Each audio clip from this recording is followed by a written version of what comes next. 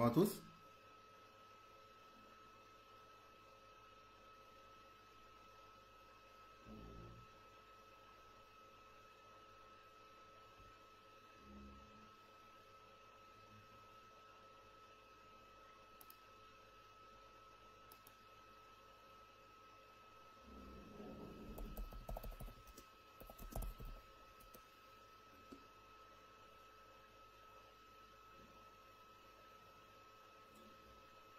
Bonjour à tous, j'espère que vous allez tous bien. Je pense qu'on va attendre un petit moment quand même qu'il y ait un peu plus de monde pour qu'on puisse démarrer cette session qui va porter sur les études de marché. Alors on me fait signe comme quoi vous arrivez à me recevoir, c'est très bien. Bon, je vais vous demander d'être un peu indulgent avec moi sur les aspects techniques parce que je pense que c'est mon tout premier live. Et en plus de ça, j'utilise une solution, une application de streaming qui s'appelle OBS.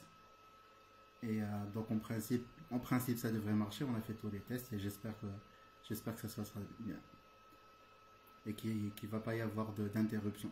En tout cas, je vais faire de mon mieux parce que bon, cette thématique quand même d'études de marché est une thématique très très large, très vaste. Il y a énormément de points et de sujets à traiter dans le cadre du module études de marché. Je vais faire au mieux de simplifier, d'expliciter au maximum pour que tout le monde puisse me suivre. Je sais que bon, il y a un certain nombre de personnes qui regardent de différents profils. Il y a peut-être des professionnels du marketing, il y a des étudiants, mais il y a aussi d'autres personnes qui ne sont pas du domaine. Donc je vais essayer de simplifier un peu les concepts parce qu'il y a quand même des concepts qui sont un peu plus compliqués. J'ai pas la prétention de couvrir l'ensemble des aspects relatifs aux études de marché dans le cadre d'une seule session de 45 minutes. Je vais faire de mon mieux pour couvrir l'essentiel, s'il le faut. On reviendra à la charge par la suite pour refaire une autre session. Mais en tout cas, on va essayer de couvrir un maximum de points aujourd'hui. Bien évidemment, vous avez la possibilité de poser vos questions. Je vais essayer d'y répondre dans la mesure du possible, bien sûr. S'il y a des questions qui restent en instance, je n'aurai pas de mal à les traiter par la suite. De toute façon, je vous affiche, vous verrez que j'ai mis mon profil LinkedIn, j'ai mis aussi mon adresse email au cas où certains d'entre vous voudraient continuer la discussion plus tard ou discuter d'un sujet, d'une problématique étude. Donc j'attendrai un peu, on est une cinquantaine de personnes, encore 2 ou 3 minutes et je démarre. En attendant, bon, j'espère que vous vous portez tous bien, que vous arrivez à vous occuper pendant cette période de confinement. D'ailleurs, justement, ces cours-là qui ont été proposés par l'initiative Bref Dar, que je salue vivement, une initiative pilotée par deux professeurs universitaires et consultants, M. Badal Boulek et M. Salahuddin Nabira, que je salue vivement, que je remercie énormément pour cette initiative, pour m'avoir donné aussi l'opportunité de venir vous parler, de vous expliquer un peu mon métier, de ce que je fais. Mine de rien, ça ne me rajeunit pas, ça fait un peu plus d'une vingtaine d'années que j'exerce dans le métier des études de marché. Mais j'apprends tous les jours, c'est un métier très passionnant, il y a énormément de choses à apprendre chaque jour. Chaque jour, on est confronté à des problématiques différentes, à des catégories différentes, à des types de consommateurs ou d'acheteurs ou de clients différents, de différents horizons. Donc on est obligé de s'adapter par rapport à chacun de ces contextes. Et il y a toujours de la nouveauté, donc il y a toujours on apprend tous les jours, mais vraiment tous les jours. S'il y a un métier qu'on apprend tous les jours, c'est enfin un des métiers, certainement pas le seul, mais c'est bien les études de marché. Donc comme je vous ai dit, je vais utiliser pour la première fois, je suis en phase de test, une application qui s'appelle OBS. Ça va me permettre aussi, au-delà de vous parler et au-delà de vous montrer juste mon visage en vidéo, mais aussi de vous présenter quelques slides, de vous montrer quelques slides avec des indicateurs, là en tout cas.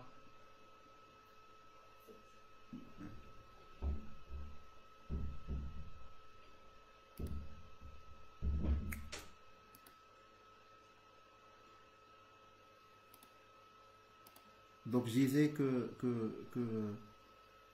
je vais essayer de vous expliquer. Je vais augmenter peut-être le volume du micro, comme ça vous arrivez à me suivre. J'espère que c'est pas trop fort. Donc je vais essayer de vous présenter aussi quelques slides pour que vous puissiez suivre avec moi un peu les différentes thématiques et différents sujets qui vont être couverts dans le cadre de cette présentation. Alors, je pense qu'on va démarrer. Il y a quand même à peu près 70 personnes qui sont là. Donc, on va démarrer. Alors, je vais switcher vers une autre configuration.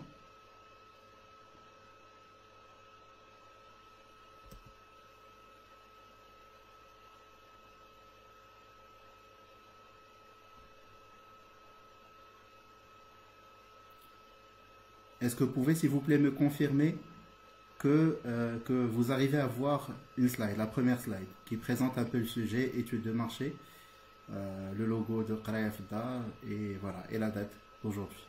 Est-ce que quelqu'un, s'il vous plaît, peut me confirmer par écrit sur le chat, en direct, si vous arrivez à voir la première slide de cette présentation?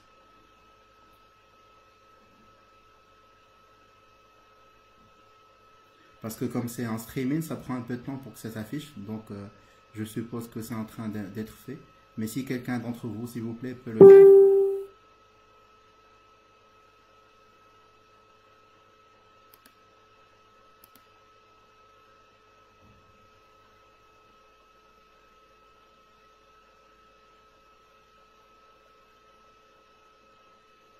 Très bien. Donc, super. Donc là, c'est une première slide, juste pour annoncer un peu le sujet. Donc, on va essayer, comme j'ai dit, on va essayer de couvrir le thème ou le sujet des études de marché. Comme j'ai précisé au tout début de cette présentation, c'est une problématique, une thématique très très vaste. Il y a énormément de points à couvrir, énormément de concepts. Je n'ai absolument pas la prétention de couvrir tout ça aujourd'hui en 45 minutes, c'est juste impossible. Comme c'est un module, comme j'ai précisé au tout début de cette présentation, qui est enseigné sur plusieurs séances, plusieurs heures de cours. Donc j'ai essayé d'aller à l'essentiel, de vous donner les concepts clés. Si le temps le permet par la suite, je reviendrai à la charge, peut-être proposer ou avoir un autre créneau de disponible avec l'équipe Qraya Fda et peut-être revenir faire 2 ou 3 autres sessions supplémentaires. Mais en tout cas aujourd'hui, on va aller vraiment sur les concepts fondamentaux pour les études de marché. Là encore, j'ai absolument pas la prétention de tout couvrir ou de tout connaître. Donc, alors, concrètement, comment ça va se passer aujourd'hui? Donc, c'est un séminaire qui va être articulé autour de 4 points importants. D'abord, on va commencer par essayer de comprendre un peu quel est l'intérêt de mener une étude de marché. C'est quoi une étude de marché? On va essayer de définir le concept, on va essayer de le comprendre et de le simplifier au maximum pour que toutes les personnes qui sont présentes aujourd'hui puissent suivre. Ensuite, je vais essayer de rappeler un peu les principaux types d'études de marché. Et on a plusieurs. Il y a une liste infinie de types d'études de marché. On en connaît quelques-uns. Beaucoup de gens vont connaître les études qualitatives et les études quantitatives. Mais il n'y a pas que ça. Il y a d'autres sujets. Mais en tout cas, ce sont deux grandes familles effectivement assez connues des types d'études de marché. Ensuite, je vais vous présenter un peu les principales étapes. Quelles sont les grandes étapes d'une étude de marché? Par quoi il faut commencer, par quoi il faut finir et quelles sont les étapes fondamentales. Et enfin, un dernier point où je vais essayer d'expliquer un peu ou de parler quand même des études de marché à l'ère du digital, parce que notre métier, le métier des études de marché, s'est énormément métamorphosé, à l'instar de la plupart des métiers aujourd'hui qui existent, grâce ou à cause du digital. Donc le digital aujourd'hui joue un rôle prépondérant et les outils et les méthodologies qu'on connaissait sont en train de changer de manière drastique. Donc il y a énormément de nouveautés, il y a énormément de changements. Donc les études de marché, à l'instar d'autres disciplines, est en train justement de s'adapter par rapport à ce nouveau contexte, par rapport à ces nouveaux consommateurs, ces nouveaux acheteurs qui sont un peu partout, qui sont très présents sur la toile et qui ont aujourd'hui un comportement, une façon en tout cas d'agir qui est complètement différente de celle qu'on a connue aux consommateurs depuis plusieurs années. Alors, donc ça c'est le sommaire. Alors, premier point à couvrir de l'intérêt d'une étude de marché. Je vais commencer par une définition. Alors, on me demande d'augmenter le volume. Je vais essayer de le faire. Je vais le mettre peut-être au maximum. J'espère que ça ne va pas causer de problème. Bon, j'espère que c'est bon. J'ai augmenté le volume. Donc, je disais que alors pour définir un peu l'étude de marché, bon, j'ai retenu deux définitions. Elles ne sont pas les miennes, c'est des définitions que vous pouvez trouver un peu sur le net ou là sur des ouvrages de référence en matière d'études de marché. Mais en tout cas, les deux qui me parlent le plus, en tant que professionnel des études de marché, les deux définitions qui, à mon sens, résument un peu ce métier, ses caractéristiques, ses particularités. Première définition, elle dit la chose suivante. L'étude de marché a pour objectif de réduire l'incertitude. Donc, je dis bien réduire l'incertitude.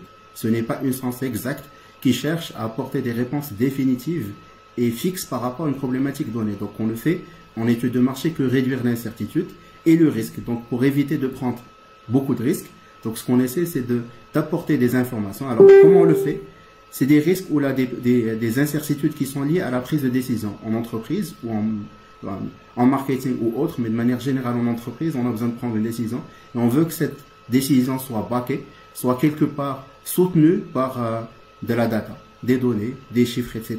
Donc, c'est le rôle un peu des études de marché. Comment on le fait? Par l'apport de réponses simples, donc il y a une notion de simplicité, d'efficacité, par des réponses simples et efficaces à des questions et problématiques marketing ou managériales. Donc ça peut être des problématiques marketing, parce que bon, il y a une très forte relation, et on va y arriver dans la slide suivante, entre le marketing et les études de marché, mais de manière générale, au sens large. Donc d'un point de vue managérial, au moment de prendre une décision, c'est important de passer par une étude de marché pour avoir suffisamment d'informations, suffisamment de data, une maîtrise, une connaissance de l'environnement, du consommateur, de l'acheteur, etc. pour pouvoir, alors on me dit que la slide n'est pas lisible, donc ça va venir, comme je vous ai dit au tout début de cette présentation, soyez indulgents s'il vous plaît avec moi parce que on est en train de, j'espère que là c'est visible, on est en train de tester une nouvelle façon de faire ce live sur la base d'une application qui s'appelle OBS. Donc voilà, s'il y a des petits soucis techniques, je vous demande et je vous prie d'être indulgents avec moi. Donc je disais que l'étude de marché c'est quoi? Je reviens sur cette définition quand même. Elle a pour objectif de réduire l'incertitude et le risque liés à la prise de décision par l'apport de réponses simples et efficaces à des questions ou des problématiques marketing et ou managériales.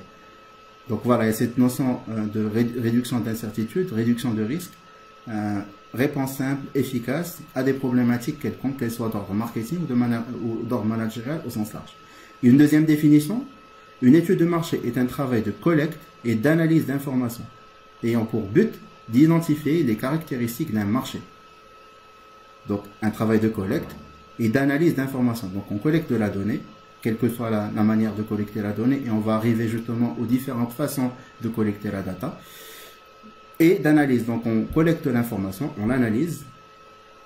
Et le but, c'est quoi? C'est d'identifier les caractéristiques d'un marché. On essaie de comprendre un marché, comment il est constitué, comment les gens agissent sur ce marché, les acheteurs, les consommateurs et les différents intervenants, toutes les parties prenantes à ce marché-là. Le terme d'étude de marché recouvre dans la pratique de nombreux types d'études de nature différente. Il y a énormément de types d'études. On ne va absolument pas les couvrir tous aujourd'hui, donc on va essayer d'aller, comme j'ai dit tout à l'heure, à l'essentiel, mais sans pour autant faire le tour.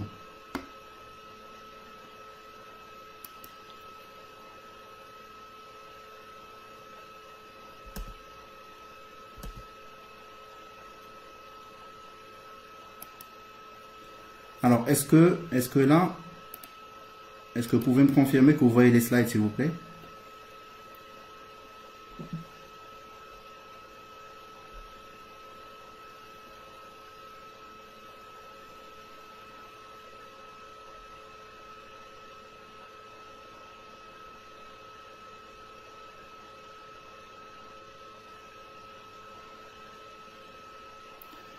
Alors, les slides sont trop petits. Oui, c'est vrai. Je m'en excuse, mais je peux pas faire mieux parce que, comme je vous ai dit, on est en train de tester ces solutions.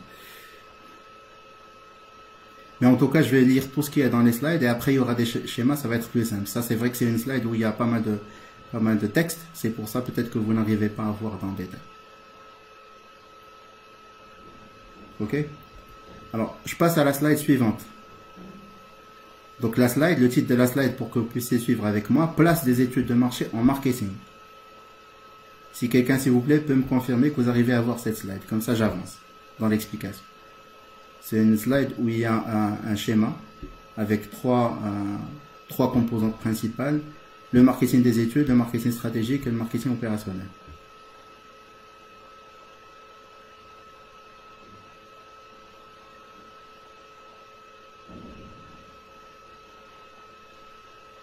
Quelqu'un peut me confirmer, s'il vous plaît, que vous arrivez à voir cette slide?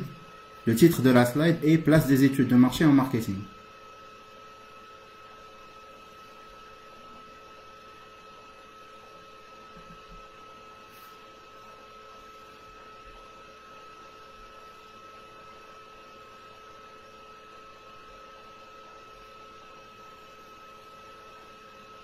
Hein?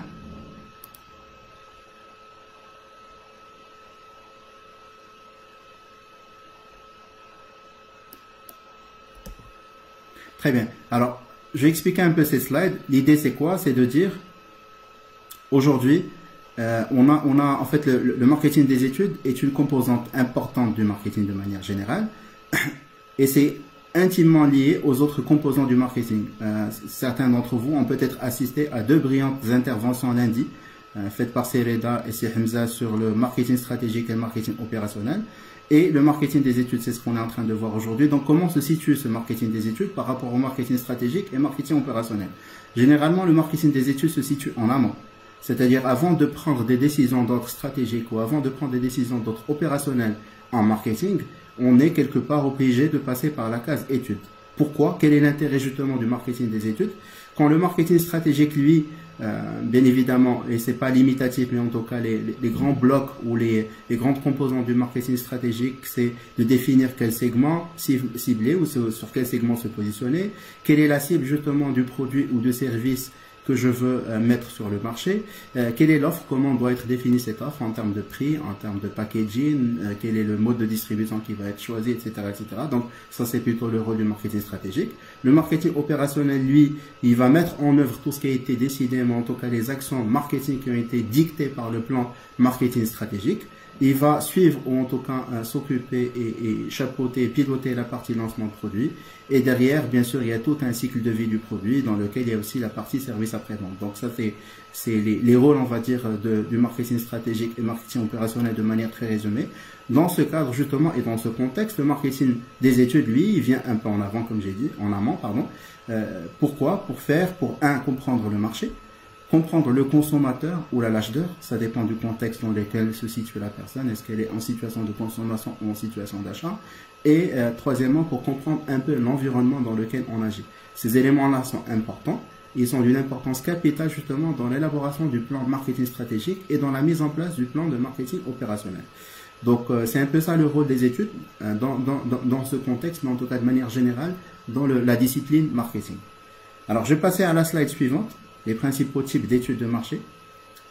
Et alors, si quelqu'un, s'il vous plaît, peut me confirmer qu'on est bien à la slide qui parle dans le titre, et 3 types d'études de marché selon la nature de la décision à prendre. Donc, il y a différentes classifications, différentes façons pour parler le langage marketing, différentes façons de segmenter les types d'études. Il y en a plusieurs. Bon, j'en ai retenu quelques-unes, mais c'est absolument pas exhaustif. En tout cas, on va aller à l'essentiel, comme j'ai dit au tout début de cette présentation. Première classification, c'est une classification en fonction de la nature de la décision à prendre. Donc, on recense, en tout cas, il y a 3 grands types d'études selon la nature de la décision à prendre. Nous avons des études qui sont liées à une décision tactique.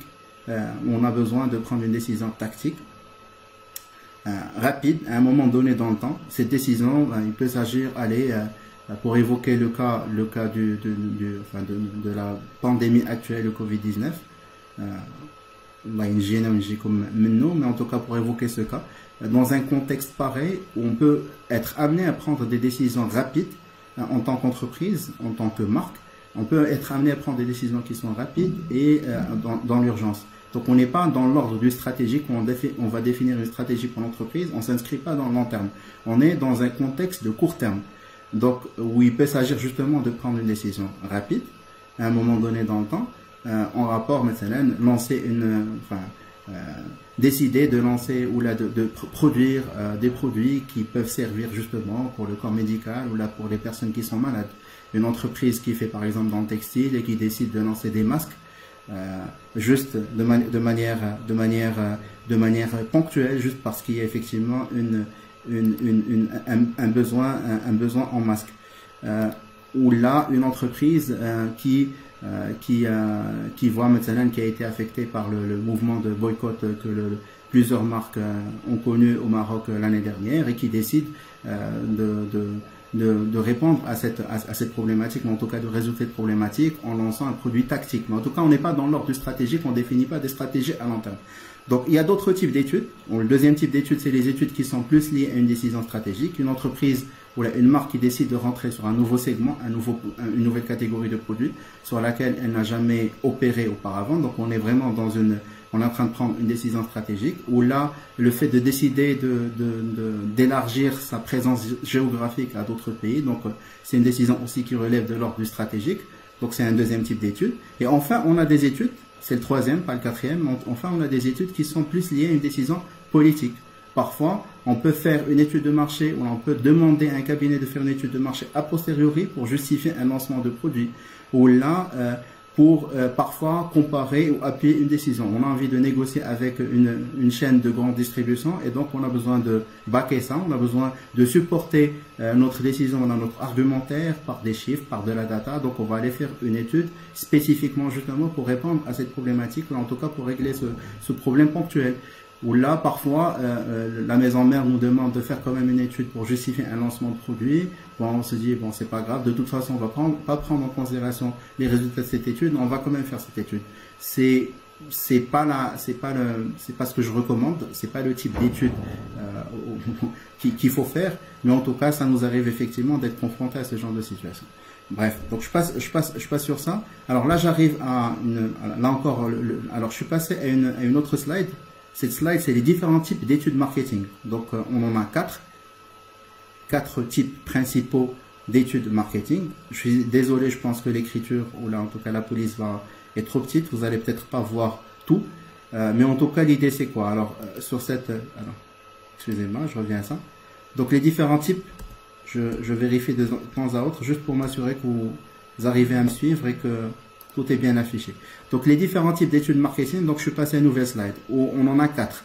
On a d'un côté les études ad hoc, d'un autre côté, on a les études omnibus, les panels et les études paramétriques tracking. Alors, je vais commencer par les études ad hoc. Tout le monde me suit? Les études ad hoc, alors ad hoc, c'est ponctuel. Ça veut dire que c'est ponctuel, ça veut dire que c'est un moment donné dans le temps. C'est quoi leur rôle? Donc, les études ad hoc répondent à un besoin spécifique. Donc, on a un besoin spécifique. On a une demande spécifique. Donc, par exemple, une entreprise ou une marque qui constate qu'il y a une légère baisse ou une baisse de sa part de marché dans une région en particulier. Les responsables de l'entreprise ont besoin de comprendre un peu qu'est-ce qui se passe sur cette région en particulier. Qu'est-ce qui fait qu'il y a cette baisse de part de marché? Est-ce que c'est une action, est-ce que c'est le concurrent qui a renforcé sa présence? Est-ce qu'on a un souci d'approvisionnement? Est-ce qu'il y a un souci au niveau du produit, etc. Donc, on a besoin de comprendre ça. Donc, on est dans un contexte ad hoc, ponctuel. Donc, on répond à un besoin spécifique. Généralement, c'est des études qui ne sont pas... Alors, c'est juste un exemple que j'ai donné. C'est absolument pas exhaustif. Il y a énormément de cas et énormément d'exemples qu'on peut donner par rapport à ça. Ou bien, on a envie de lancer un nouveau produit, on a besoin de tester un nouveau concept de produit, on a besoin de lancer un nouveau service, etc. Tout ça relève de l'ad hoc, c'est-à-dire c'est ponctuel. On va faire une étude spécifique pour cette problématique marketing. Donc, généralement, c'est des études qui ne sont pas répétitives. On ne va pas les répéter dans le temps. On va les faire une fois pour répondre à ce besoin en particulier. Généralement, on est sur une taille d'échantillon variable. Toutes les études ad hoc ne se ressemblent pas. Donc, on peut avoir des études ad hoc sur un échantillon très large, d'autres sur un échantillon moins large. J'arriverai à cette notion d'échantillon pour l'expliquer un peu plus par la suite. Et les informations qui sont recherchées ne sont pas exactement les mêmes d'une étude ad hoc et une autre. Donc, parce que la problématique est différente, parce que le contexte peut différer d'une période à une autre. Donc, on n'est pas sur exactement la même chose. Alors, tout ça pour dire, bon, ça c'est la partie ad hoc. Ensuite, on a ce qu'on appelle les études omnibus. Alors ça, c'est un type d'étude qui existe depuis très longtemps, mais c'est un type d'étude qui est un peu rare. Il n'y a pas beaucoup de demandes pour ça, en tout cas sur le marché sur lequel on opère, Maroc et plus généralement au Maghreb et en Afrique. Alors, c'est quoi la particularité de ce type d'étude? Dans le nom est un peu bizarre, omnibus, les gens ne comprennent pas justement l'idée de bus, mais c'est quoi l'intérêt, en tout cas, pourquoi on l'appelle ainsi? Donc, c'est des études qui sont multi-clients, c'est-à-dire qu'il peut y avoir plusieurs clients qui souscrivent à la même étude. Chacun de ces clients a un besoin spécifique, donc on va poser plusieurs questions, et chacun de ces clients-là va acheter la partie qui l'intéresse. On peut imaginez une étude omnibus qui va porter sur, je sais pas, les télécoms, sur la consommation d'huile, de fromage, de boissons gazeuses, de jus, de détergents. Donc chacun des clients, justement, l'idée c'est quoi? C'est que tous ces clients-là vont vouloir mutualiser l'effort, mutualiser l'investissement sur l'étude, plutôt que de faire des études séparées chacun. Comment on s'adresse peut-être dans certains cas à une cible qui est similaire, auquel cas on va mener une étude omnibus et on va poser toutes ces questions-là sur ces différentes catégories à la même personne. Et donc à la fin, chacun des clients ayant souscrit à cette étude peut récupérer justement ces résultats spécifiques. L'entreprise ou la marque qui a demandé à avoir des résultats ou de la donnée sur les télécoms n'est pas celle qui a demandé à avoir de la data sur l'huile, sur le fromage, etc., etc. Donc c'est pour ça qu'on l'appelle omnibus, parce qu'il peut y avoir plusieurs clients qui adhèrent ou qui intègrent, qui adhèrent à une étude, à cette étude mutualisée. Ensuite, on a les panels. Alors les panels, c'est quoi? Quelle est leur particularité? Alors qu'on était dans des études non répétitives quand il s'agit des études ad hoc, pour les panels, c'est différent. Donc c'est des études qui sont par définition répétitives. C'est des études pour lesquelles il y a une souscription de plusieurs clients en même temps. En général, on est sur un échantillon qui est inchangé d'une période ou d'une vague à l'autre, et les informations recherchées sont exactement les mêmes. Donc il y a deux grands types de panels qui sont mondialement connus. En tout cas dans les panels en face à face, mais là il y a un troisième type justement qui s'est rajouté avec le digital. Donc on a les panels consommateurs d'un côté et on a les panels distributeurs de l'autre. Les panels consommateurs, c'est des panels où l'intérêt justement c'est le consommateur, ce qui est consommé, on les appelle household panels ou la consumer panel, donc il y a différentes appellations, mais en tout cas l'intérêt c'est quoi? On s'intéresse à ce qui est consommé à domicile, à ce qui est consommé à l'intérieur du foyer. On mesure à travers ce genre de panel généralement la pénétration de certains produits, la fréquence de consommation ou d'utilisation d'un certain nombre de produits, etc. Donc c'est pour ça que c'est continu dans le temps, c'est répétitif, c'est des études qui sont multi-clients parce qu'on peut, dans le cadre justement du même panel, couvrir différentes catégories, un peu comme les catégories dont on a parlé tout à l'heure pour les études omnibus. On peut mettre dedans du beurre, des boissons gazeuses, de l'eau plate, du jus, du détergent, etc. Donc différentes catégories. Et donc on va suivre un peu dans le temps l'évolution de la consommation, en tout cas l'évolution des habitudes de consommation au sein d'un même foyer justement de ces différents produits. Et les informations recherchées sont exactement les mêmes d'une période à l'autre parce que ce qui nous intéresse, c'est la continuité. Ce qui nous intéresse, c'est de voir un peu les tendances, comment a évolué la consommation maintenant des eaux embouteillées au sein d'un foyer en particulier ou là d'un groupe de foyers. Généralement, on est sur des échantillons larges parce que l'intérêt de ce genre d'exercice de panel, c'est de pouvoir extrapoler ça à une population donnée. Ensuite, dernier type, c'est les études barométriques. Généralement, on va appeler ça tracking ou tracker, pour utiliser le terme anglais pour ça. Là aussi, on est en présence d'études qui sont répétitives, où il y a plusieurs clients ou un client unique. Donc un client unique peut décider de lancer une étude barométrique. L'échantillon est généralement de taille identique et les informations recherchées sont identiques d'une vague à l'autre. Vous me direz quelle est la différence entre les panels et les études barométriques. Les objectifs de l'un diffère, on n'aura pas le temps de rentrer dans le détail ou d'expliquer ça de manière très détaillée, mais en gros, c'est que pour les panels, il y a un certain nombre d'indicateurs qu'on suit, et ça se fait généralement, alors j'ai parlé des panels consommateurs, mais j'ai pas parlé des panels distributeurs. Les panels distributeurs, c'est plus relié à la distribution, c'est-à-dire qu'on a un panel qui est constitué d'un certain nombre de points de vente chez lesquels on va passer à intervalles réguliers pour relever de l'information relative à l'achat d'un certain nombre de produits, et c'est à travers ça généralement qu'on va déterminer les parts de marché d'un produit, d'une catégorie, d'une marque, etc. Donc j'ai ouvert la parenthèse rapidement sur les panels. Pour revenir aux études barométriques, je disais que les études barométriques, les objectifs sont différents de ceux du panel. Généralement, on va faire des études barométriques pour le suivi maintenant de la satisfaction, pour le suivi de l'image de marque, pour le suivi de la notoriété. Les indicateurs sont différents que ceux qu'on a pour le panel. Si on a un peu plus de temps par la suite sur notre séance, je pourrais rentrer de manière un peu plus détaillée et expliquer de manière un peu plus détaillée ces deux concepts. Mais en tout cas, voilà, je voulais juste vous donner une idée globale sur les différents types d'études marketing qui existent et chacune répond à une problématique particulière. Alors, là, on en finit avec cette slide. On va passer à la slide suivante.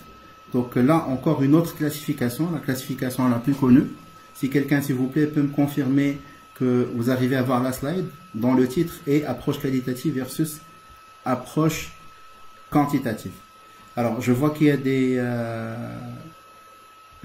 des questions qui sont posées. Je vais essayer d'y répondre dans la mesure du possible et bien évidemment en fonction du nombre de questions qui sont posées. Il y a une question de Si Hamza qui me dit, monsieur, s'il vous plaît, quelle est la différence entre le client et l'utilisateur? Alors, en réalité, il n'y a pas de différence. Tout dépend où est-ce qu'on se situe. Alors, et tout dépend aussi des catégories. Il y a des catégories maintenant de grande consommation, ce qu'on appelle les FMCG, Fast Moving Consumer Goods, où généralement on va parler de consommateur. Alors, consommateur quand il s'agit de consommer, et cette même personne, on va l'appeler shopper ou acheteur quand il s'agit d'acheter un produit. Un utilisateur d'un service est un client de ce service. Donc, il n'y a pas réellement de différence entre client et utilisateur. Donc, tout dépend. Alors, quand on est dans les services, généralement, on va parler d'utilisateur. De manière générale, que ce soit un consommateur ou un utilisateur, on est en présence d'un client. Donc, une marque donnée a un client. Ce client-là, soit qu'il est consommateur d'un produit, d'une eau minérale par exemple, soit qu'il est utilisateur d'un service de téléphonie ou d'un service d'approvisionnement en eau, ou là en électricité, etc. Donc, ou là une banque par exemple, ou là une assurance. Là, on est en train de parler des services. Donc, il n'y a pas réellement de différence entre client et utilisateur. C'est juste dépendamment du contexte. J'espère avoir répondu à votre question. Donc, j'arrive à la slide approche qualitative versus approche quantitative.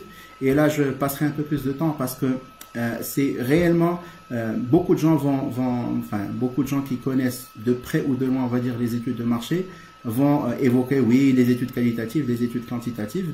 Il y a souvent une confusion, il y a souvent une ambiguïté entre ce que c'est qu'une étude qualitative, ce que c'est qu'une étude quantitative.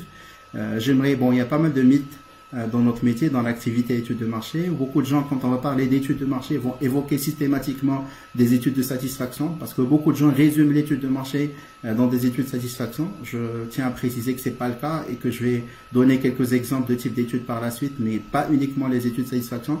Beaucoup de gens, quand on va parler des études qualitatives, vont évoquer les focus group comme la seule manière de réaliser des études qualitatives. C'est absolument pas le cas là non plus. Oui, c'est vrai, les focus group est un des moyens de collecte, ou le moyen le plus connu de collecte de la data quand il s'agit de faire une étude qualitative, mais pas le seul. Donc, il y a un certain nombre de méthodes, il y a un certain nombre de façons de faire très diversifiées et très larges. Donc, j'arrive à cette définition de l'approche qualitative versus l'approche quantitative. C'est des approches qui sont très complémentaires, mais qui sont réalisées de manière complètement différente.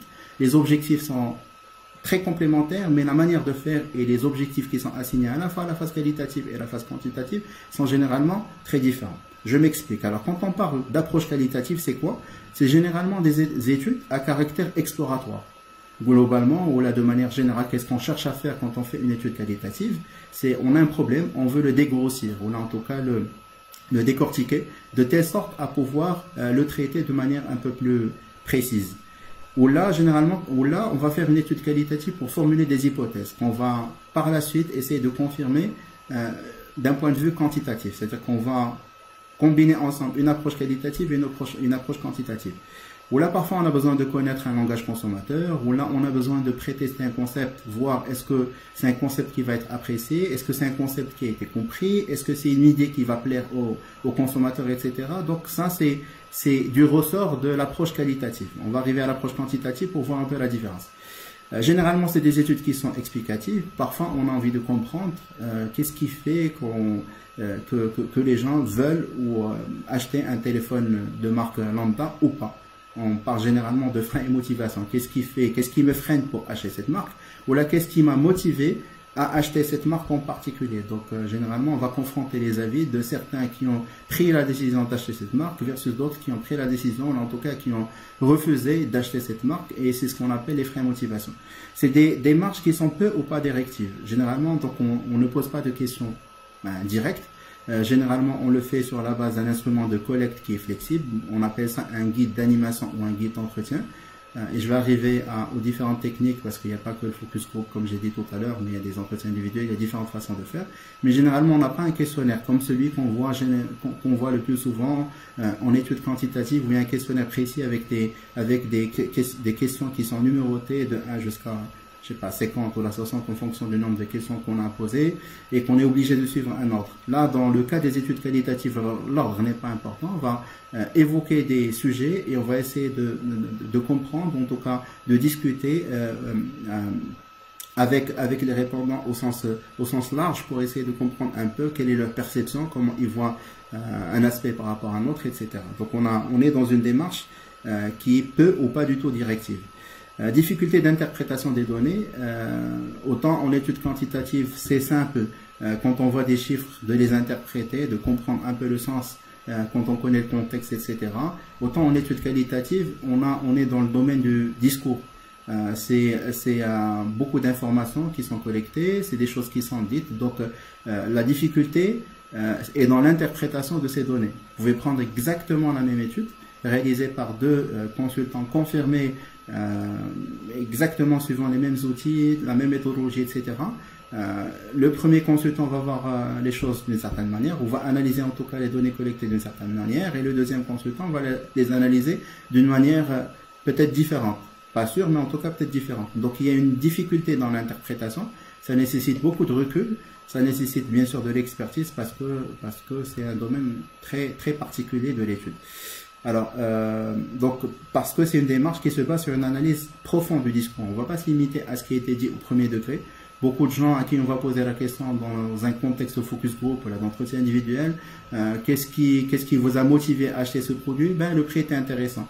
Mais on ne comprend pas ce qui se passe derrière dans l'esprit du consommateur, qu'est-ce qui a fait réellement, qu'est-ce qui a drivé ou l'a motivé sa décision d'acheter ce produit-là ou là ce service. Donc c'est pour ça qu'on ne se limite pas uniquement à ce qui a été dit au premier degré, mais on va essayer de creuser en profondeur pour comprendre des motivations réelles. Qu'est-ce qui a poussé ces gens-là justement, ou là cette personne, à acheter un produit et ne pas acheter un autre. Généralement, on parle même pas de taille d'échantillon, mais on est sur des échantillons qui sont faibles. On va réaliser quelques entretiens ou là quelques réunions de groupe, des focus group. Mais je refuse de parler de taille d'échantillon, et c'est une question, là c'est un débat qu'on a tout le temps avec les clients, de savoir est-ce que si on fait 6 focus group, dans chacun des focus group il y a 6 personnes, est-ce qu'on peut dire qu'il y a 36 personnes? Non. C'est faux, c'est complètement faux. On ne parle pas de taille d'échantillon parce que on est justement dans un contexte qualitatif où ce qui importe le plus c'est le discours et pas le nombre de personnes. Bien sûr, plus il y a de personnes qui le disent, mieux c'est, mais à aucun moment on va être en mesure de donner des résultats chiffrés ou là des pourcentages pour dire que sur les 36 personnes par exemple qui ont participé à cette étude, il y en a 10 qui ont pensé ça ou 15 qui ont pensé ça, etc. Ça c'est pas du tout du domaine de l'étude qualitative. Et enfin, bon, comme j'ai dit, une faible représentativité. Généralement, on ne va pas chercher à être exhaustif, à couvrir l'ensemble du territoire. Si on fait une étude, par exemple, sur tout le territoire marocain, en étude qualitative, généralement, on va choisir d'aller sur 1, 2 ou 3 villes maximum. L'idée n'est pas couvrir l'ensemble, à moins que dans certains types d'études ou dans certaines problématiques d'études, où il y a des différences ou il y a des divergences très importantes en termes de consommation d'un produit ou d'un service entre une région et une autre. Auquel cas, ça pourrait être intéressant justement d'aller couvrir différentes régions ou là, différents endroits géographiques. Mais ce n'est pas tout le temps le cas. Donc généralement, on est sur des tailles d'échantillons qui sont faibles et sur une représentativité qui n'est pas très importante. Parce que ça, c'est plus du domaine de l'étude quantitative. Et la question principale à laquelle on cherche à répondre en étude qualitative, pour faire la différence entre étude qualitative et quantitative, c'est pourquoi. À chaque fois qu'on a une information, on essaie de comprendre pourquoi la personne a agi comme ça. Pourquoi et parfois aussi comment. Comment vous avez fait pour obtenir telle information. Comment vous avez fait pour acheter tel produit, tel autre produit. Pour quelle raison vous avez, ou là pourquoi vous avez décidé d'arrêter de consommer tel produit. Ou là pour quelle raison vous avez décidé de switcher d'un opérateur à un autre, etc. Donc on essaie de répondre à cette question du pourquoi. Alors j'ai une question de Yassine Bayachou. Qui est la suivante. Pour les études quali, comment peut-on prévenir le côté subjectif dans l'analyse de l'information traitée? C'est un point pertinent, c'est Yassine. Effectivement, donc on a toujours cette question qui est posée parce qu'il y a de la subjectivité. Et c'est ce qui fait un peu la particularité justement des études qualitatives. Il y a du subjectif, on ne peut pas le nier. Maintenant, comme j'ai dit tout à l'heure, ça dépend bien sûr de l'expertise et de la compétence du chercheur qualitatif et du consultant en études qualitatives, c'est de prendre suffisamment de recul et de pouvoir interpréter l'information à un niveau un peu plus approfondi que ce qui est dit au premier degré. Généralement, on le constate quand on est en situation de focus group, on a des gens qui vont évoquer ou là qui vont donner des réponses ou là qui vont juste pour plaire un peu à l'ensemble des participants au groupe avancer certains constats. ou là dire que je consomme telle marque et pas telle autre marque, etc. Donc on essaie de creuser de manière un peu plus approfondie. Plus on creuse, plus on arrive à obtenir l'information. Et pour ça, il y a ce qu'on appelle des techniques projectives. Et là encore, ça peut faire l'objet d'une séance à part entière, des techniques projectives qui nous permettent de contourner un peu les réponses, plutôt que d'obtenir des réponses de manière directe et prendre le risque justement d'avoir des informations, ou là, en tout cas de la data qui ne sont pas fiables. Donc on va avoir recours à ce qu'on appelle des techniques projectives. Il y en a plein, il y a énormément, il y a une liste infinie, plus d'une centaine de techniques projectives connues. Quelques exemples, il y a le carré chinois, il y a l'exemple de la planète, etc. Donc il y en a plein. Je ne pense pas pouvoir couvrir tout ça aujourd'hui dans le cadre de cette séance. Effectivement, donc, comme j'ai dit, il y a cette subjectivité qui est là. Et donc l'idée c'est de pouvoir faire la part des choses et de comprendre, de faire la différence entre ce qui est dit juste pour plaire aux autres et ce qui est dit, ce qui est réel. Et donc c'est pour ça que généralement, bon, c'est pas toujours le cas, mais on va combiner études qualitatives et quantitatives, parce que généralement on va dégager des hypothèses de la phase qualitative qu'on va confirmer en quantitatif. Le quantitatif est plus précis, parce que c'est une démarche qui est plus directive et qui est plus statistiquement, alors parce qu'on est sur un échantillon important, il y a une forte représentativité, et puis on peut réellement extrapoler parce qu'on est justement, on a recours à des techniques qui le permettent, des techniques statistiques en tout cas qui le permettent. J'espère avoir répondu à cette question, Yacine. Donc là, je passe aux études quantitatives. Alors, quel est leur objectif? L'objectif des études qualitatives, c'est d'évaluer, de quantifier et de comparer statistiquement. Donc, on va évaluer, quantifier, donner des chiffres à l'appui, justement, pour confirmer une information ou l'infirmer. Possibilité de tester statistiquement et de généraliser à l'ensemble de la population. Donc, on peut tester statistiquement. Il y a énormément de techniques statistiques qui nous permettent justement d'analyser et de pouvoir extrapoler à une population donnée. Alors quand je dis extrapoler, juste pour simplifier un peu le concept, parce que tout le monde n'est pas forcément censé le savoir. Alors généralement quand on fait une étude de marché, alors le recensement comme le recensement général de la population et de l'habitat que fait le HCP, le Haut Commissariat au Plan, chaque 10 ans au Maroc par exemple, et il y a d'autres pays aussi qui font exactement la même chose. Donc chaque 10 ans il y a un recensement. Ce recensement est censé être exhaustif de la population, c'est-à-dire qu'on va couvrir l'ensemble des personnes, ou l'ensemble des foyers dans une population, dans la population marocaine, ou dans la population, je sais pas, tunisienne, ou algérienne ou autre. Donc c'est un recensement, on couvre tout. En étude de marché, la technique la plus utilisée, c'est le sondage. Donc on va sonder. L'idée c'est quoi? C'est de sonder une pourcent, c'est-à-dire une partie d'une population donnée. On ne va pas sonder l'ensemble de la population, sinon ça reviendrait très très cher, ça serait très coûteux, ça prendrait beaucoup de temps et aucune entreprise ne pourrait se le permettre. Le recensement général de la population et de l'habitat, RGPH, pourquoi on le fait chaque 10 ans? Parce que c'est très très lourd à mettre en place, ça coûte beaucoup d'argent au HCP et par ricochet à l'État de réaliser ce genre d'exercice. Donc on a recours à du sondage. Et, alhamdoulilah, Dieu merci, il y a des techniques statistiques qui nous permettent d'extrapoler les résultats obtenus sur une population, une fraction de la population, à une population plus large qui est la population marocaine. Donc, alors, il y a une question qui me dit comment on peut calculer l'échantillonnage. Là encore, c'est une question sur laquelle on pourrait passer facilement quelques heures. Je vous fais une version très très simple, c'est monnaie. Vous pouvez trouver sur internet des formules pour calculer la taille d'échantillon, ça c'est dans la théorie.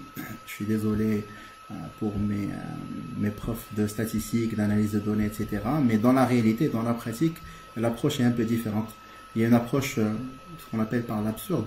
L'idée n'est pas de dire ouais, quelle est la taille idéale pour réaliser, quelle est la taille d'échantillon idéale pour réaliser ce type d'étude. On se dit, qu'est-ce que j'ai envie d'analyser? Quelle est la profondeur d'analyse que j'ai envie d'obtenir? Est-ce que je veux obtenir des résultats sur toute la population, là sur une fraction de la population, auquel cas je vais dire ok, j'ai besoin d'un minimum de 70 ou 75 personnes sur cette cellule en particulier pour pouvoir extrapoler. Là on me fait signe que j'ai épuisé mon solde temps. Je suis désolé, j'ai encore quelques slides à passer. Et je vais essayer de faire vite pour ne pas alourdir justement cette présentation. Alors là, ce que j'ai essayé de présenter, c'est les études de marché par rapport au cycle de vie d'un produit. Donc il y a un certain nombre d'étapes par lesquelles passe une marque. À partir du moment où on a décidé de lancer une marque jusqu'à suivre l'ensemble des étapes, c'est pas l'objectif, mais juste pour dire que l'étude de marché est présente aux différents niveaux, c'est-à-dire à toute étape, il faut impérativement, mais en tout cas, il est recommandé de passer par l'étude de marché pour valider un concept, pour faire une étude d'usage et attitude et comprendre un comportement de consommation sur une catégorie donnée, pour faire un test de produit, tester un emballage, pour tester un prix, tester de la publicité, tester le mix, les études au niveau du point de vente, les tests de promotion, etc. Donc il y a toute une palette d'études et ce n'est absolument pas exhaustif. Il y a encore d'autres types d'études qui ne sont pas forcément listées ici. Et il y a des études qui sont réalisées de manière continue, on en a parlé tout à l'heure. Retail Audit, que vous voyez en haut, c'est le panel de distributeurs. Le panel consommateur, dont on a parlé tout à l'heure, et ce qu'on appelle les études barométriques. Ces études sont réalisées de manière continue parce que l'intérêt justement, c'est de suivre un peu la tendance. Et donc la palette, ou la panoplie, il existe une panoplie de types d'études de marché qu'on ne peut absolument pas couvrir de manière exhaustive dans le cadre de cette présentation. Mais en tout cas, ce qui est sûr, c'est que... Pardon, je pense que la slide a disparu. Ce qui est sûr, c'est qu'à chacune des étapes du cycle de vie d'un produit, il y a un type d'étude qui est spécifique et dédié à ça. Alors, quelles sont, justement, j'arrive aux étapes d'une étude de marché. Là, on était sur les étapes du cycle de vie d'un produit. Là, j'arrive aux étapes... Ah non. Je ne sais pas ce qui s'est passé. En tout cas, il y a quelque chose qui a changé sur la place. Sur la page. J'espère que vous arrivez à me suivre toujours. En principe, oui.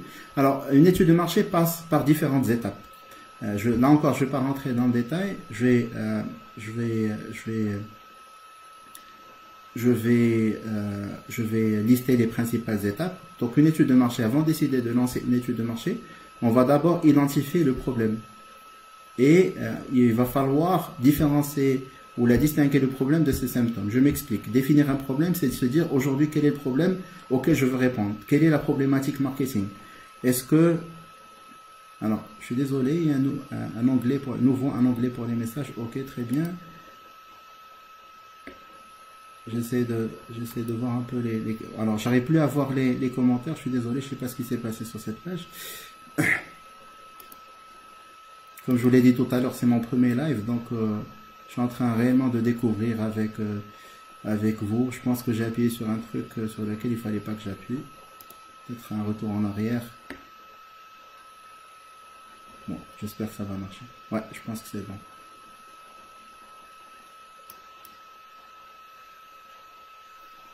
Donc, j'ai différentes étapes par lesquelles on passe pour réaliser une étude de marché. D'abord, identifier le problème. Comme j'ai dit tout à l'heure, l'exemple... C'est bon, vous arrivez à me suivre?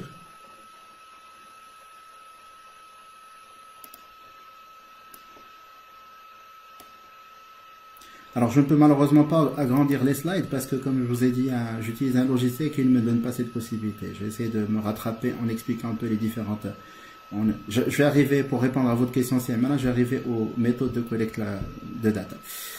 Alors, les grandes étapes, donc identifier le problème, se dire par exemple, j'ai constaté une perte de part de marché sur une région en particulier, donc je définis ce problème-là et je définis les besoins en information. De quoi j'ai besoin? Quelles sont les informations dont j'ai besoin justement pour comprendre cette problématique dans le détail, pour comprendre ce qui s'est passé. Est-ce que c'est un problème qui est lié à ma distribution? Est-ce que c'est un problème qui est lié à un renforcement du concurrent ou d'un concurrent qui a mené des actions? Est-ce que c'est une demande consommateur qui n'est pas là parce qu'il y a une baisse peut-être du pouvoir d'achat, etc. Donc j'essaie d'identifier ce que c'est que le problème et je me pose un certain nombre de questions auxquelles l'étude de marché tentera de répondre. Ensuite, je définis un cadre. Quel type d'étude? Est-ce que je devrais avoir recours à une étude qualitative ou à une étude quantitative ou une combinaison d'études qualitatives et quantitatives? Est-ce que je devrais faire une étude téléphonique ou des entretiens face à face, etc., etc. Donc, je détermine quelle est la manière de réaliser cette étude et je choisis aussi l'approche de collecte des données. Comme j'ai dit, est-ce que je le fais au téléphone? Je le fais sur Internet maintenant parce que c'est dans l'air du temps et tout le monde tente de faire des sondages en ligne. Est-ce que je le fais en face à face, etc. La collecte de la donnée, elle passe par différentes étapes. Bien sûr, dépendamment du fait qu'on soit en étude qualitative ou là qu'on soit en étude quantitative. Je donne ici l'exemple d'étude quantitative. Donc, il y a une élaboration du plan d'échantillonnage. J'essaie de voir un peu comment va être structuré mon échantillon, quelles villes seront couvertes dans le cadre de cette étude, quelle population sera ciblée, quelle tranche d'âge, quelle catégorie socio-professionnelle, etc. Donc, j'élabore ce plan d'échantillonnage. Quels sont les pourcentages de chacune de ces composantes justement de l'échantillon.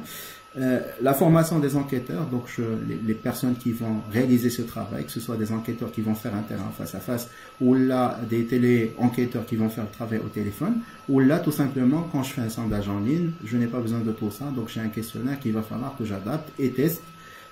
Je dois le piloter, le tester de telle sorte à m'assurer de couvrir l'ensemble des paramètres. Et je collecte la donnée selon la méthode qui a été choisie. Et enfin, il y a le contrôle. On ne peut pas lancer une étude, collecter de l'information et ne pas faire un travail de contrôle par la suite parce qu'il y a énormément de biais qui sont relatifs à la collecte de la donnée, quel que soit le mode de collecte de la donnée. Et donc, auquel cas, c'est important de faire un travail de contrôle, de vérification que la donnée collectée est une donnée qui est fiable. Alors, j'essaie de faire vite, je suis désolé parce qu'il me reste plus de temps. D'ailleurs, j'ai consommé tout mon crédit. Non.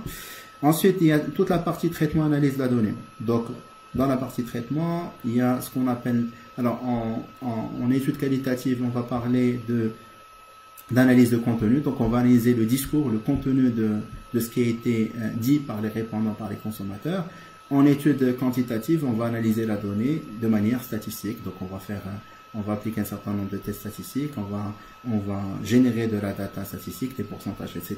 Donc, tout ça, c'est la partie traitement. Bien évidemment, avant de faire tout ça, on passe par un plan d'analyse et d'analyse de données, c'est-à-dire qu'on va définir quelles sont les variables qui sont importantes pour moi, quelles variables croisent avec telle autre variable, etc. Je vous fais une version très très brève. Comme je vous ai dit au tout début de cette présentation, c'est juste impossible de couvrir l'ensemble de ces aspects-là dans le cadre d'une seule présentation de 45 minutes. Et enfin, ce qui est important dans une étude, il ne s'agit pas de faire une étude pour ressortir avec des chiffres ou de la donnée comme ça, brute. Et ce qui est important, c'est comment on interprète justement ces données-là qui ont été collectées, comment les interpréter, quelles conclusions en tirer, et surtout, le way forward, c'est-à-dire quelles sont les recommandations, comment je vais agir. Il ne s'agit pas de dire, ok, j'ai constaté qu'il y a une perte de part de marché, so what? Qu'est-ce que j'y gagne? En quoi c'est important pour une marque, une entreprise de savoir qu'il y a une perte de part de marché. Il y a une perte de part de marché, voilà l'explication, voilà les raisons pour lesquelles il y a cette perte de part de marché. Donc on est dans les conclusions. Et concrètement, pour pallier à cette perte de marché, voilà les recommandations stratégiques qu'il faudra suivre. Il faudrait peut-être lancer une campagne, je dis n'importe quoi, de marketing direct dans cette région en particulier. Il faudrait renforcer sa présence publicitaire. Il faudrait peut-être s'assurer que la distribution est réalisée dans de bonnes conditions, etc., etc. Donc, il faut venir avec des recommandations stratégiques pour mettre en action pour rendre actionnable un peu les résultats de cette étude. Alors, je vais passer à la slide suivante. Alors, quelqu'un m'a posé la question tout à l'heure sur les différentes techniques de collecte de la donnée. Elles sont très différentes selon qu'il s'agisse d'études qualitatives ou d'études quantitatives. Est-ce que tout le monde est sur la slide, les principales techniques de collecte des données? Est-ce que tout le monde arrive à être sur cette slide? Là encore, j'ai listé un certain nombre de techniques. C'est absolument pas exhaustif, mais en tout cas, les types les plus connus et les plus récurrents utilisés par la plupart, on va dire, des cabinets un peu partout dans le monde. Quelqu'un peut me confirmer, s'il vous plaît, que vous êtes bien sur la slide les principales techniques de collecte des données? Encore une fois, toutes mes excuses pour les petits aléas et problèmes techniques parce qu'on est en phase de test de cette nouvelle application. S'il vous plaît, est-ce que quelqu'un peut confirmer?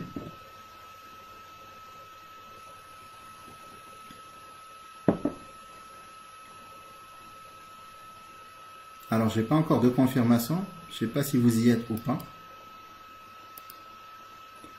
La slide s'appelle les principales techniques de collecte des données. Est-ce que quelqu'un peut, s'il vous plaît, me confirmer que tout le monde est bien sur cette même slide?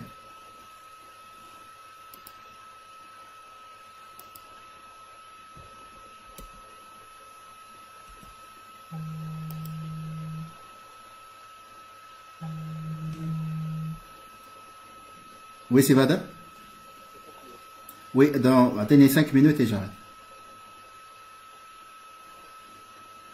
Très bien. Alors, les principales techniques de collecte des données, donc il y a les techniques qualitatives et les techniques quantitatives. Alors, pour les techniques qualitatives, donc les types les plus connus, ce sont les focus group, ce sont les entretiens individuels en profondeur. Mais il y en a d'autres. Donc, les focus group, c'est quoi? C'est des réunions de consommateurs ou de personnes qui viennent parler d'un sujet en particulier, qui sont peut-être consommateurs d'une marque en particulier ou pas, dépendamment bien sûr de la problématique à traiter. Donc on les réunit dans une salle, il y a une modératrice ou un modérateur on va discuter avec eux d'une manière qui n'est pas du tout directive, sur la base d'un guide d'animation, d'un guide d'entretien, pour essayer de recenser un peu leur perception, leurs attentes, les motivations, etc. par rapport à la consommation d'un produit ou d'un service. Il y a des variantes de ces focus group. On a ce qu'on appelle des triades. C'est des groupes généralement de 3 personnes. Généralement, c'est des amis. On le fait souvent quand il s'agit d'une cible d'adolescents ou là de personnes jeunes, parce que l'interaction entre des amis peut apporter un plus dans certains types d'études, certaines catégories. Là encore, on peut en parler très longuement, mais c'est juste pour vous donner un exemple de des différentes techniques existantes. Les entretiens individuels en profondeur, quand on ne peut pas traiter un sujet de manière groupée, c'est-à-dire en groupe, quand il s'agit d'une thématique ou d'un type d'étude ou d'une problématique étude qui est un peu pointue, pour laquelle on a besoin, généralement on le fait quand on fait des entretiens avec des responsables d'entreprise, on ne peut pas les réunir tous parce que c'est impossible d'avoir, je sais pas, 6 directeurs financiers ou les directeurs informatiques en même temps, donc on va aller faire des entretiens individuels, ou là quand on veut traiter d'un sujet qui ne peut pas être traité dans le groupe et qu'on n'a pas besoin de ces dynamiques de groupe. On a ce qu'on appelle des entretiens ethnographiques, tout simplement c'est des entretiens qui sont filmés, et on va revenir avec la vidéo, on va essayer d'analyser un peu la vidéo, on va essayer d'analyser un peu la manière dont les gens se sont comportés, etc. On a ce qu'on appelle les home visits, on va aller visiter un foyer pour comprendre leurs habitudes, passer du temps avec eux, généralement soit qu'on va aller pour une durée déterminée de 2-3 heures, parfois on peut passer une demi-journée, parfois même on peut passer une journée, voire une nuit, dans certains cas dans le rural, etc. Donc on appelle ça des home visits ou des visites foyer. On a ce qu'on appelle les shopping trips, ou là les visites, les sorties shopping. Donc on va accompagner un acheteur dans son acte d'achat dans une grande surface ou un point de vente pour essayer de comprendre un peu comment il interagit avec les différentes catégories, qu'est-ce qui définit son choix d'un produit par rapport à un autre, qu'est-ce qui lui plaît dans un emballage par rapport à un autre. On a ce qu'on appelle l'observation, donc on va observer un comportement d'achat dans un point de vente, on va se poser à l'extérieur d'une épicerie et voir un peu comment les gens, qu'est-ce qu'ils demandent en premier, quels sont les produits qui les attirent le plus, etc. etc. On a ce qu'on appelle les groupes créatifs généralement quand on veut lancer un nouvel emballage, un nouveau logo, une nouvelle marque, etc. Donc on va réunir un groupe de personnes et c'est plus un brainstorming, on va faire preuve de créativité, on va utiliser des techniques un peu différentes de ce qu'on utilise généralement fait focus group. Ça c'est pour les techniques qualitatives. Maintenant dans les études quantitatives, c'est un peu plus direct on va dire. Il y a moins de techniques, mais il y a des façons de collecter la data qui sont différentes. Donc en technique quantitative, on a ce qu'on appelle les entretiens face à face, à domicile ou là dans la rue. Il y a des abréviations qui sont connues. PAPI pour Pen and Paper Personal Interviews. CAPI, c'est Computer Assisted Personal Interviews. La différence, c'est le premier type, on l'utilise presque plus. C'est dans le temps, on remplissait des questionnaires papier. Et le CAPI, c'est moyennant une tablette. Voilà, généralement, c'est une tablette et c'est plus simple et plus rapide et plus précis. On a ce qu'on appelle des entretiens en Central Location, CLT, c'est-à-dire quand on a à tester un produit, par exemple, ou un nouveau concept, etc. Parfois, on peut décider de réunir des personnes dans une salle de test. On va leur donner un produit à déguster ou à utiliser et on va recueillir leurs avis de manière instantanée.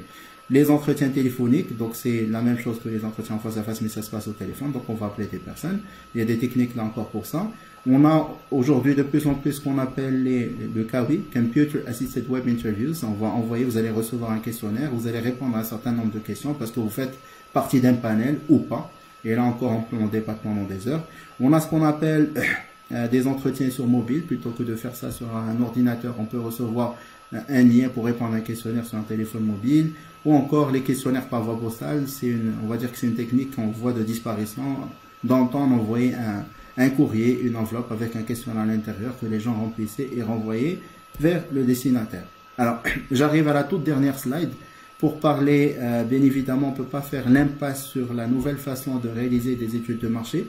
On n'est plus dans les techniques de collecte classiques qui sont les entretiens en face à face et les entretiens téléphoniques ou les focus group. Bien sûr, ces techniques continueront à exister, dépendamment du contexte, dépendamment des marchés, dépendamment de la maturité des répondants.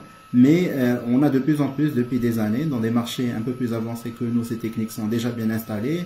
Dans nos marchés, c'est en train de s'installer de manière graduelle. Et je suis sûr, avec cette période de confinement, on a vu que tout le monde s'est mis à la technologie, enfin tout le monde, façon de parler, j'exagère peut-être, là, il y a des personnes qui ne peuvent pas se permettre ce luxe. Mais en tout cas, on a de plus en plus recours aux outils technologiques pour réaliser des études de marché. Alors, il y a une panoplie et une liste, cette liste là encore n'est pas exhaustive, mais en tout cas, juste pour vous dire, voilà les nouvelles techniques de faire des études. On a des études sur mobile, un peu ce que j'étais en train d'expliquer sur la slide précédente. On a ce qu'on appelle les panels en ligne. C'est le même principe que le panel de tout à l'heure, mais plutôt que ce soit des entretiens qui sont réalisés au domicile des personnes, ben on va avoir un panel, un groupe de personnes homogènes qui répondent à un certain nombre de critères, qui sont connectés en ligne, qui vont envoyer un questionnaire et qui vont répondre en ligne. On a ce qu'on appelle des focus group en ligne, c'est de la même manière que les focus group actuels, mais sauf que plutôt que de les faire avec une modératrice plutôt que d'avoir des personnes réunies dans la même salle, on peut y penser. Je pense que ça pourrait être une alternative très intéressante dans un contexte comme la pandémie de la Covid-19.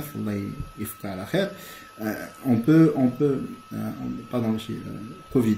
Désolé, Covid-19, on peut imaginer des personnes qui chacun est chez lui, installé avec bien sûr une bonne connexion Internet, et qu'il y a une modératrice de la même manière qui sont connectés moyennant un des outils connus, Skype ou la Zoom ou bien d'autres outils, et qu'on peut réaliser un échange sur Internet si la connexion Internet le permet. Une discipline qui est très en vogue et qui se développe de manière exponentielle, c'est ce qu'on appelle l'écoute sociale ou social listening. Il y a énormément d'outils dans ce cas, et j'aimerais passer un peu plus de temps sur cet outil parce que alors c'est un complément indéniable, c'est un complément extrêmement important pour l'étude de marché. Aujourd'hui, on ne peut pas se contenter de collecter de l'information de manière directive en posant des questions, mais on a aussi tout ce qui se dit sur les réseaux sociaux et on ne peut pas faire fi de tout ce qui se dit sur les réseaux sociaux. Donc on a des outils aujourd'hui qui permettent de collecter et d'analyser tout ce qui se dit sur les réseaux sociaux, sur un sujet en particulier, sur une marque en particulier. Bien sûr, il ne s'agit pas de prendre tout au premier degré, il ne s'agit pas de prendre toute la data sans l'analyser et de la prendre à l'état brut, mais c'est important de prendre du recul, d'analyser et de savoir analyser. Derrière, il y a des algorithmes d'intelligence artificielle qui font la part des choses. Une des grandes particularités d'un marché comme le nôtre, c'est qu'on écrit, quand on est sur les réseaux sociaux, on écrit ni en français ni en arabe, mais c'est un mix des deux. C'est ce qui rend complexe justement le travail de ces outils d'écoute sociale. Mais en tout cas, c'est en train de se développer et il y a une intelligence artificielle qui est en train de se développer justement et de s'entraîner pour pouvoir pallier à ce genre de problématiques. Il y a une composante aussi extrêmement importante aujourd'hui à laquelle certains cabinets commencent à avoir recours. C'est Big Data. Big Data, je pense qu'il va y avoir toute une séance cet après-midi avec Faisal Galwali qui est un expert en la matière, que je remercie d'ailleurs vivement parce que c'est lui qui m'a donné la possibilité d'utiliser ce logiciel OBS. Donc Big Data, c'est quoi? C'est juste le volume de data qu'on commence à avoir parce que avec ces nouvelles technologies, les réseaux sociaux, Internet, etc., on commence à avoir un volume de data extrêmement important. Et c'est pour ça qu'on l'appelle Big Data. Donc, ça nécessite une façon d'analyser ou des moyens de traitement un peu plus élaborés, un peu plus complexes. Analytics, de la même manière. Donc, aujourd'hui, quand vous êtes sur un site web, dès que vous acceptez les cookies, sachez qu'on peut savoir exactement où est-ce que vous êtes basé, quelle marque de téléphone vous utilisez, combien de temps vous avez passé sur cette page, quels articles vous ont intéressé, etc. Il y a un certain nombre de critères qu'on peut collecter de manière passive. Ce qui est intéressant dans ce genre d'exercice, que ce soit le social listening ou l'analytics, c'est qu'on collecte de la data de manière passive, c'est-à-dire quelque part un peu à l'insu des répondants. Et ça va venir compléter toutes les informations qu'on a obtenues de manière active, c'est-à-dire en posant des questions aux répondants sur la base d'un questionnaire, d'un guide d'entretien, en ligne ou en face à face, etc. Donc la combinaison de ces deux types de données enrichit davantage l'analyse et donne des possibilités d'analyse qu'on ne pouvait pas avoir en nous basant uniquement sur des approches qui sont plutôt des approches de collecte de data active. Donc active et passive donne un mix très intéressant, ça permet de confirmer certaines choses. Un des challenges auxquels on est le plus confronté en étude de marché, c'est ce qu'on appelle overclaim ou la surdéclaration de certains sujets. Généralement, quand on va dire à une personne, est-ce que vous allez acheter un iPhone? Oui, bien sûr, je vais l'acheter au courant des 3 prochains mois, c'est sûr. Mais on n'est pas réellement sûr de ça. Donc il y a un certain nombre il y a de l'exagération, surtout dans des marchés ou des contextes où on a cette tendance à la complaisance. On va dire oui, Peut-être que si je lui dis que j'achète pas ce téléphone portable, il va être vexé ou là, ok, qu'est-ce que je perds à lui dire, je vais l'acheter. Donc on a ça, c'est un réel biais, et ça on pourrait passer toute une séance justement à discuter de ça, mais peut-être qu'on reviendrait à ça dans une autre séance. L'intelligence artificielle aujourd'hui, elle joue un rôle prépondérant, ça va permettre de raccourcir un certain nombre d'étapes en étude de marché, de faire gagner du temps justement dans l'interprétation des données, dans l'interprétation du discours, dans ce qu'on appelle le sentiment analysis, ou l'analyse de sentiments pour savoir ce qui est positif de ce qui est négatif dans ce qui se dit sur les réseaux sociaux, pour accélérer la manière d'interpréter la donnée, de l'analyser, etc. Donc on a recours de plus en plus à l'intelligence artificielle. Donc c'est pour ça que je vous ai dit au tout début que notre métier est en train de réellement se métamorphoser. Donc la technologie est en train de changer et de chambouler complètement la façon de réaliser les études. Là encore, il y a un cours qui a été dispensé par Sid Tracy, qui est un expert en la matière, et je pense que vous pouvez revenir à ce cours de manière plus détaillée. La réalité virtuelle, aujourd'hui, pour tester un emballage, ou là, maintenant, l'exemple pour moi le plus parlant, c'est un promoteur immobilier qui a envie de faire visiter une maison témoin à des clients potentiels, plutôt que de demander à ces personnes de se déplacer, d'aller sur le chantier, ou là, de réunir un groupe de personnes et les emmener sur le chantier. On peut tout simplement les installer, une salle, ou là même chez eux, les doter d'un casque de réalité virtuelle, ou là, un outil de réalité virtuelle, leur permettre de visiter en 3D, de manière virtuelle, l'espace qu'on a envie de leur faire visiter, ou là le showroom, ou là la maison témoin qu'on a envie de leur visiter, et leur demander leur avis sur est-ce qu'ils apprécient, ils apprécient pas, qu'est-ce qui leur plaît, qu'est-ce qui leur plaît pas, qu'est-ce qu'ils voudraient changer justement dans la configuration de cette maison, etc. On peut appliquer les mêmes principes pour tester un emballage, plutôt que de concevoir un emballage et de gaspiller ou de perdre de l'argent à le concevoir, à le produire parce que ça coûte de l'argent. On peut utiliser la réalité virtuelle pour s'y prendre et pour le faire de manière un peu plus soft et plus simple. On a aujourd'hui, je vais laisser Neuroscience à la fin, on a aujourd'hui ce qu'on appelle du eye tracking. Il y a des lunettes qui nous permettent, ou là parfois même sans les lunettes, aujourd'hui on peut savoir une personne qui est devant un rayon de supermarché, qu'est-ce qu'elle regarde le plus? Est-ce qu'elle s'intéresse aux étagères qui sont en haut, là plutôt en bas? Est-ce qu'elle commence d'abord par regarder la marque du produit, l'emballage, ensuite elle va passer aux composantes, etc. Donc ça c'est une première utilisation. On peut aujourd'hui, encore une fois, un emballage, on a envie de savoir quelles sont les zones dans un emballage qui plaisent le plus. Est-ce que c'est la partie graphique? Est-ce que c'est les couleurs? Est-ce que c'est la partie composition ou la composante du produit, etc. Donc on peut, moyennant du eye tracking, on suit un peu, tout simplement, une caméra qui est fixée soit sur un ordinateur, soit sur des lunettes. Aujourd'hui, il y a des Google Glass, mais il y a plein d'autres types de lunettes qui le permettent. Ça nous permet de dessiner ce qu'on appelle des cartes de chaleur, des heat maps, qui nous permettent de déterminer quels sont les endroits d'un emballage, d'une affiche, d'un produit, etc., qui sont le plus suivis et le plus regardés par un consommateur en particulier. Et c'est extrêmement important quand on veut prendre une décision par rapport au lancement d'un emballage ou d'un produit. Les flux et comportements shopper, aujourd'hui, ça existe déjà dans certains grands centres commerciaux ou certains grands magasins. Ils ont la possibilité, moyennant des caméras thermiques, de voir un peu combien de personnes sont rentrées dans le magasin. Quel est le profil de ces personnes qui rentrent dans le magasin? Est-ce que c'est plus des hommes ou plus des femmes? Est-ce que c'est des personnes qui ont l'habitude de venir ou là ce sont de nouveaux clients? Et quand on confronte, ou là en tout cas on croise cette data avec toute la donnée enregistrée au niveau des caisses, on détermine est-ce que maintenant il y a 100 personnes qui sont rentrées dans un magasin, combien on a réussi à en convertir en termes de vente. Est-ce qu'on a vendu à ces 100 personnes ou là à 20 ou là à 30, et ça nous donne une idée sur l'efficacité ou là la performance de notre force de vente ou là de l'équipe commerciale qui est en face. Mais un tas d'autres utilisations, j'ai fait une version très simple. Je reviens au neurosciences. Aujourd'hui, ça c'est vraiment la révolution en matière d'études de marché. Aujourd'hui, il y a énormément de techniques aussi qui évoluent. Aujourd'hui, on peut maintenant, pour voir la réaction à une publicité donnée, doter le consommateur ou le répondant, lui placer des capteurs au niveau du visage, etc. pour voir comment il réagit à une publicité en particulier. Est-ce que c'est une publicité qui lui plaît, auquel cas, donc ces réactions, c'est une réaction de joie, on sent qu'il est heureux, qu'il a bien apprécié, ou là au contraire, il y a une déception. Donc tout ça est détecté via des capteurs. Aujourd'hui, on peut même Il y a même des capteurs qui mesurent la tension artérielle qu'on va placer sur le poignet. Ou là on va... Mais en tout cas, il y a énormément de techniques. Là encore, c'est une thématique qu'on peut traiter dans le cadre d'une présentation à part entière. Mais en tout cas, c'est vraiment la révolution en matière de réalisation des études. Tout ça pour pallier à ces biais. Une des questions qui avait été posée tout à l'heure, comment ne pas être subjectif, justement, en ayant recours à des techniques pareilles, c'est encore en balbutiement, c'est encore très nouveau, c'est encore en phase de test même dans des marchés qui sont un peu plus matures que nous, mais le jour où ce sera bien testé et que ce sera bien utilisé, ça va réellement constituer une révolution en matière de réaliser les études de marché telles qu'on les connaît aujourd'hui. Donc j'ai essayé de couvrir beaucoup de choses. Je pense que j'ai mis trop de slides peut-être dans cette présentation, mais l'idée c'était de vous présenter, de vous donner une idée plus ou moins exhaustive de la discipline études de marché et de ses composantes. Je reviendrai probablement à la charge pour une autre séance pour expliciter davantage un certain nombre de concepts parce qu'on est passé trop rapidement dessus.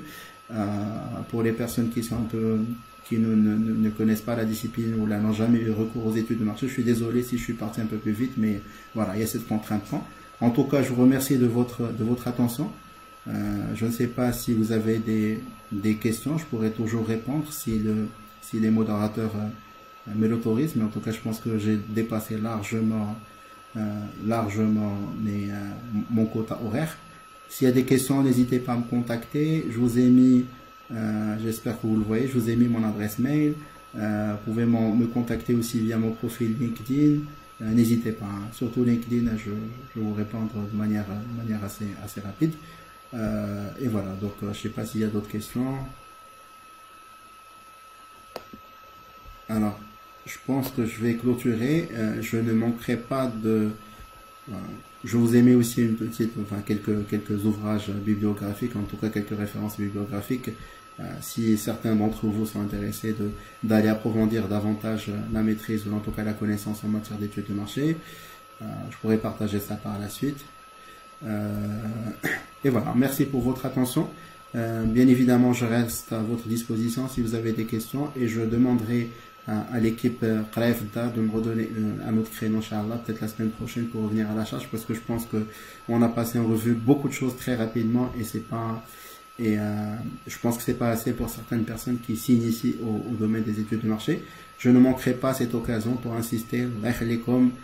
On est face à une pandémie d'ampleur mondiale, difficilement maîtrisable. Même les grands pays, on est en train de le voir, peine et galère à maîtriser cette pandémie. Dans la mesure du possible, bien sûr, parce qu'il a un travail quotidien, parce qu'il a des responsabilités qui l'empêchent de rester à domicile. Prenez vos précautions, mais en tout cas pour toutes les autres personnes, les étudiants, suivez vos cours, assistez à des séances de Qraifda, c'est très intéressant. Vous avez des intervenants vraiment de très haut calibre sur différentes problématiques, n'hésitez pas et restez chez vous. Une ou 2 semaines ou 3 semaines, le temps que cette foutue pandémie passe, Inch'Allah, et tout reviendra en ordre. J'espère que tout le monde va rester en bonne santé, qu'Inch'Allah, on dans un monde réel et pas virtuel. En tout cas, merci beaucoup et au plaisir de vous retrouver dans un autre live.